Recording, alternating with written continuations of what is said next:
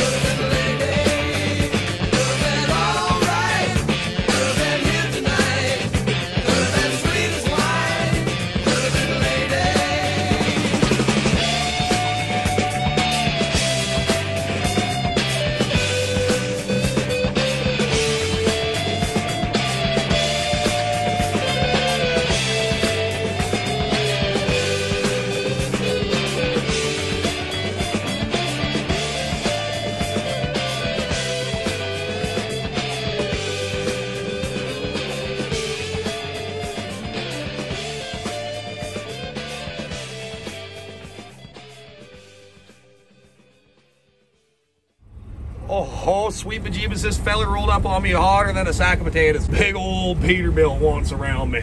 And the fella that's behind the Sun Clipper, hang tight, good buddy, because Tire Roadster's about to give you a slingshot. Well, I put my job down at the car wash and left my mama a goodbye note. By sundown, I left Kingston. I hitchhiked all the way down to Memphis, Ooh, he even gave me the little blinking light on the side. Thank you, feller. See, guys, that's how you treat truckers. You don't play dipshit McGee out for your weekend drive. You let them by you. Don't, when they're on your ass, don't be like, oh, what do I owe him? He's driving a 40,000 pound vehicle? I don't know. They're very heavy. But, yeah, let him around you. Quit fucking around. That guy's got a job to do. Well, today's the day. We're finally leaving Ontario and starting the 3,400 kilometer drive back to Western Canada. Boy, old Sun Clipper's as ready as she's ever gonna be.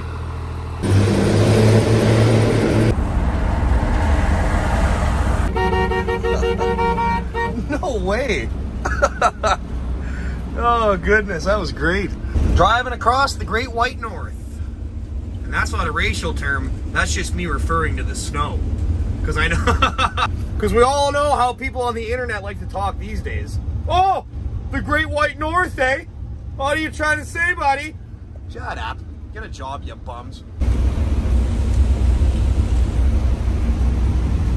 We're climbing up a pass right now. Murphy. She's quite the climb. We're low on power right now, so she ain't climbing the best.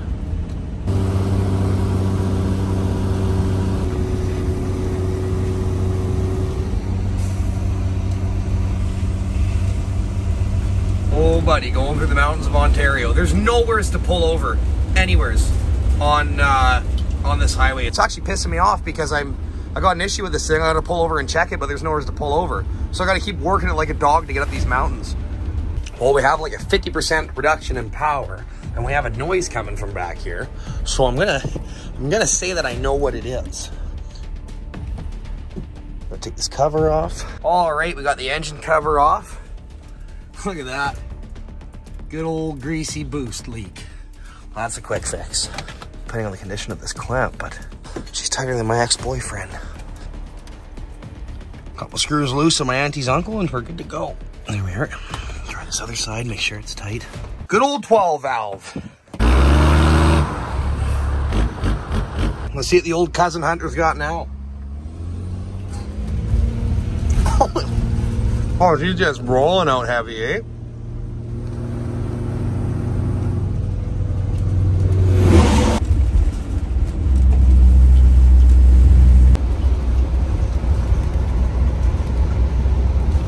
I'm not gonna lie, it's strange being back in Thunder Bay after being on the road here for almost 2 months. You know, last time I was here, we're rolling through with the Convoy and we had no idea what the future held for us. And now I'm rolling back through in a Class A motorhome. I never could have predicted this in 1,000 years that this is where my life would lead in this 2-month period, but here we are. And I couldn't be happier. So we're here in Thunder Bay at the Terry Fox Memorial overlooking Lake Superior. I'm living on an endless road around the world for rock and roll. Sometimes you feel so tough, but I still ain't heading up. The icon himself, Terry Fox. While in remission from cancer, Terry Fox set out to run across Canada in 1980 to raise money for cancer research. Despite having lost his right leg to the disease, this determined athlete ran 5,373 kilometers. Jesus, nearly a marathon a day for 143 straight days before being forced to stop east of this spot in the community of Shania Twain?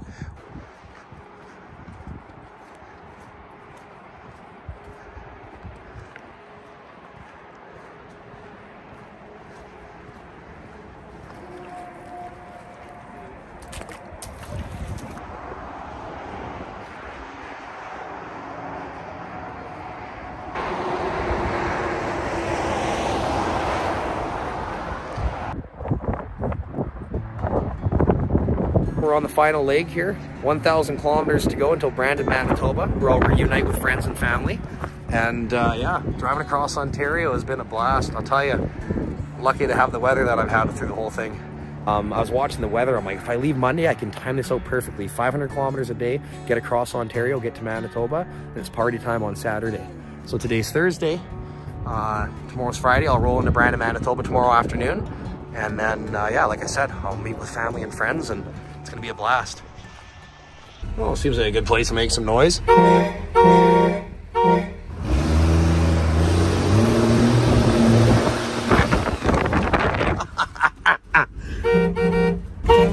You know what? I think we're gonna pull into Canadian Tire here and grab a couple light bars for the old girl.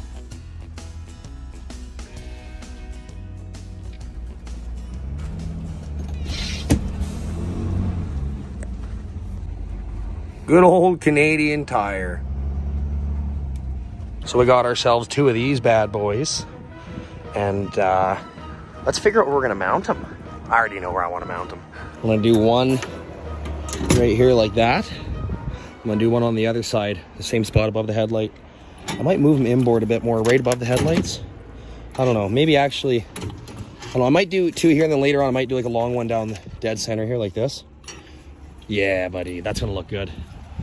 Big old horns on the riff. Oh, buddy, I love the Sun Clipper.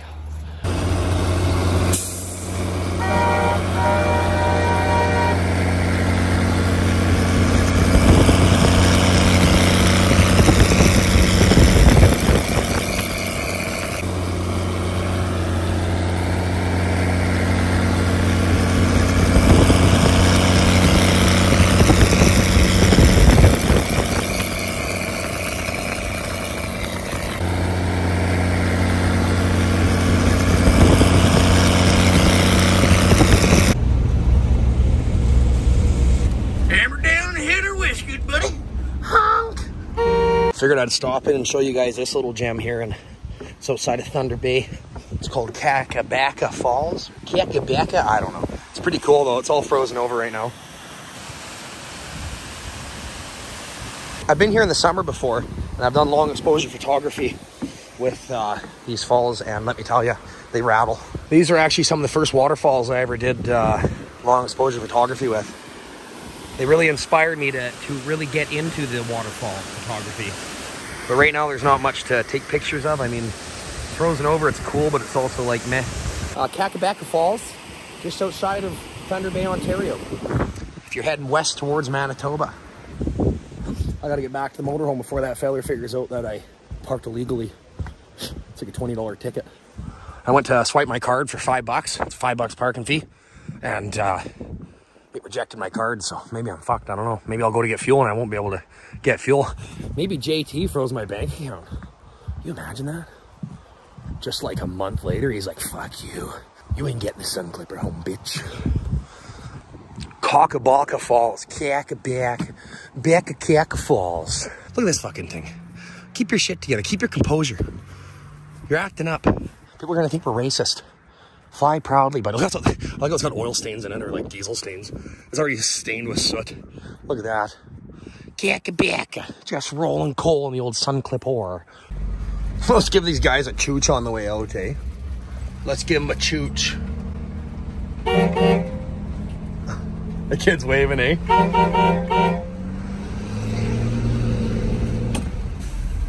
Those people are probably calling the cops on me for sure. He just went through a 5 km/h zone. He did a full pull through first gear up to like fucking 10 km/h, and he really let her chooch. And he didn't pay for a parking ticket. Luckily, there's no plate on this thing. Better just criminalize myself by videotaping it and posting it on YouTube. She's just fucking barking, eh? Honk for the kid again?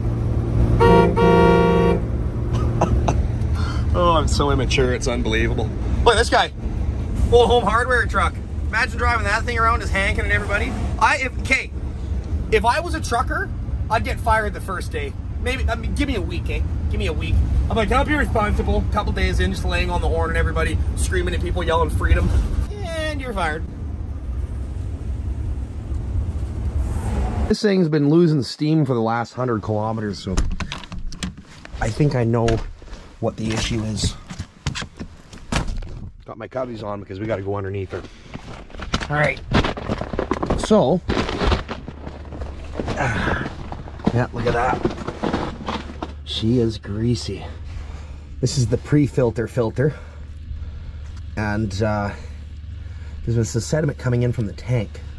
So I'm plugging up the screen. Gonna have to, at some point, drop the tank out of this thing and clean her out and recoat it or something.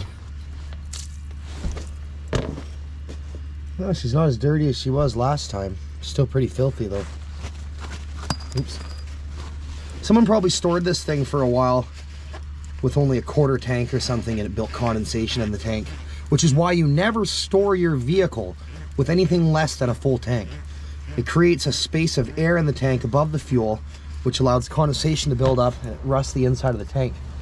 And you get sediment in it, gets in your filters. And some people only run one filter in their vehicle, and that's not a good idea either. Look at that buildup on the screen. That's not as bad as the last one though. I thought she would be worse. The first time I did this, after I'd driven it the first 300 kilometers, it was actually much worse. There was big chunkies in there. So I think it's cleaning herself out right now. Just check it every 1,000 kilometers or so. Check her, clean out the bowl. It only takes 5-10 minutes just to crawl under here.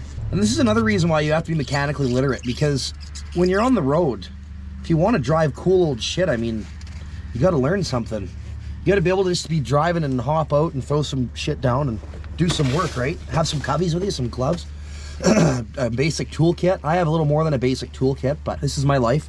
This is how I've always done things. This is how you avoid paying that really expensive additional warranty on a vehicle. You know, in that new vehicle price. You can avoid that in life, but you got to know a thing or two. I'd prefer that be a little cleaner, but I don't have compressed air with me, so what am I going to do about it anyways? We'll prime the system with a mechanical lift pump. Now she's primed, locked in place, and ready for the road.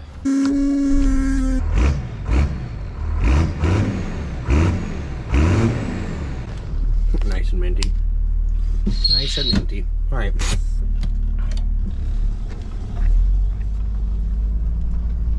I didn't even check to see how much diesel is here. 204. $2.04, $2.05 a liter. Unreal. Oh wait, there's a reserve coming up pretty soon. I can get it for $1.69. Which, I mean, you know, wow, huge savings. But, you know, compared to how much she's gone up. Well, that's a little better. Oh, honey, you're making me so honey.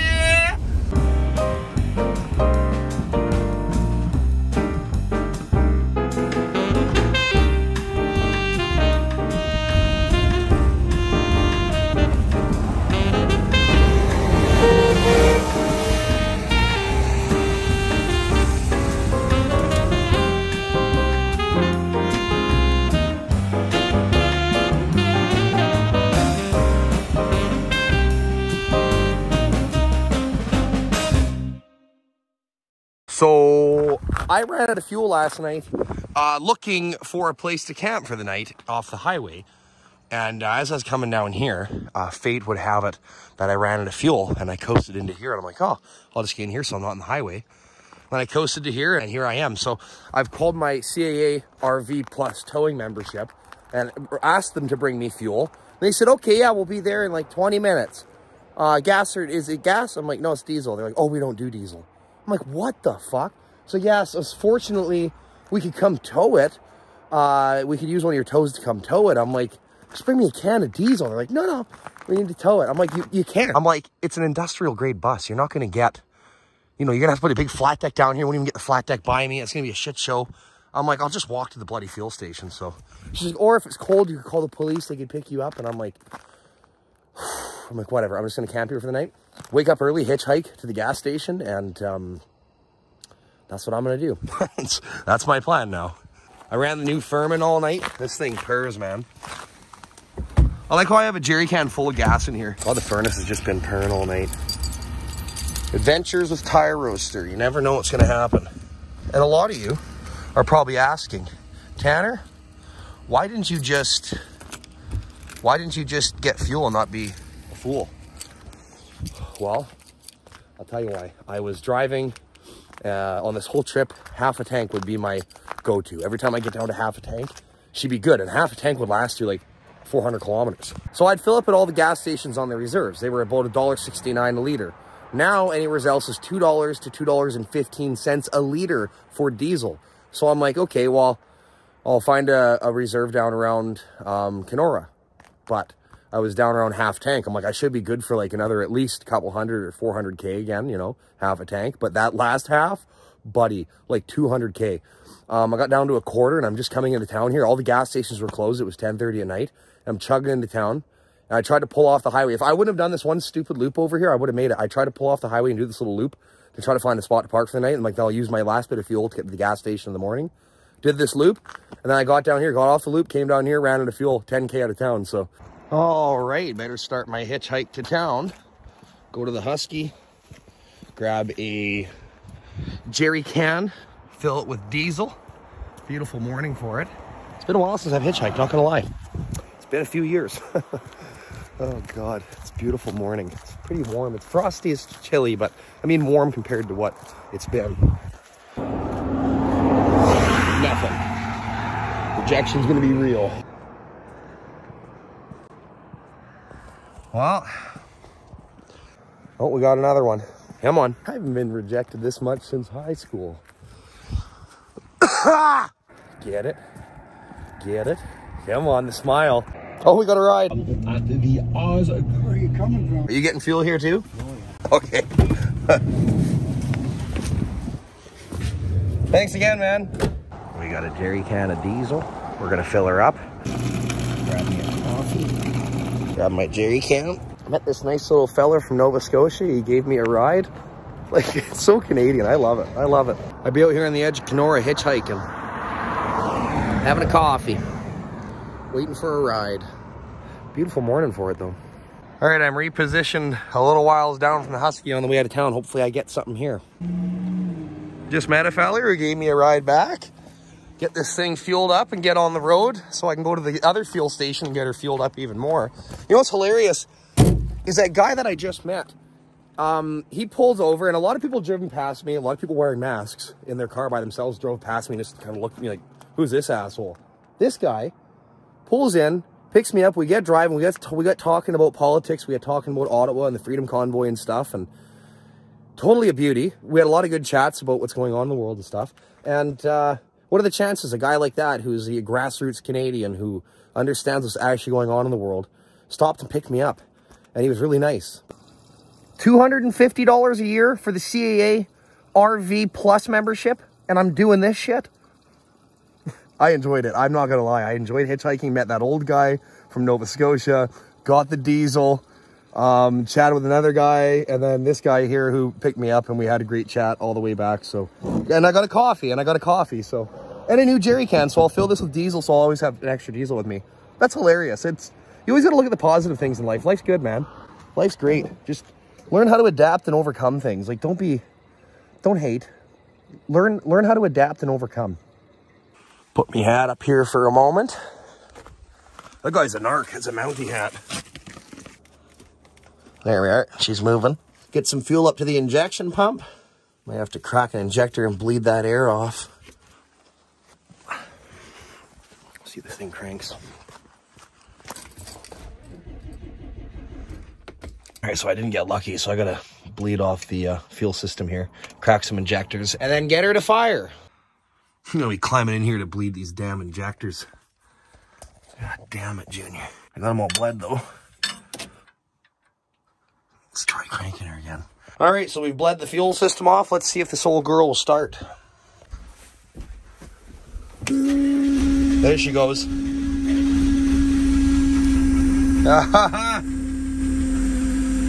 She's chooching.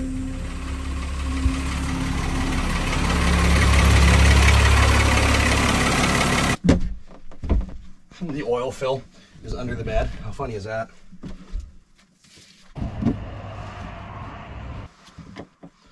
So these are good, and we're pretty much done. All right, let's go put some tools away and get on the road. That's what I get for being a cheap fuck. All right, we are on the road full time now. Stopped at the gas station, filled up with the old diesel, got an extra jerry can full of diesel, filled the propane on the old girl. Quick $500 bill there. Oh, buddy, we're shooting west for the Manitoba border. We're gonna be there in about 40 minutes. And the drive across Ontario will be complete. I'm gonna miss this place. 2 kilometers to boundary, the Ontario-Manitoba border. Well, goodbye, Ontario. She's been a slice. Thanks for all your accommodations. See you next time, Trudeau. And welcome to Manitoba, folks. We just crossed that line. I'm in Manitoba, but the Sun Clipper is still over in Ontario. Oh, yeah, baby. We about to cross that line. Let's go see some family and friends. Let's go see the homies. Party tomorrow night in Manitoba. The Tire Roasters, big old greasy Manitoban reunion. So if you're around, come on out. I'll probably post this video after the fact, but... So yeah, thanks for coming across Ontario with me. I'll be filming my journey across the prairies as well. So, with that being said, if you got any value out of today's content, smash that like button, leave some feedback, subscribe to my channel if you aren't already, put the notification bell on, so you get a notification anytime I go live or post a video. And with all that being said, thanks for watching Tire Roasters Garage, and we'll catch you in the next episode. We officially made it out of Ontario. Welcome to Manitoba. Yeehaw!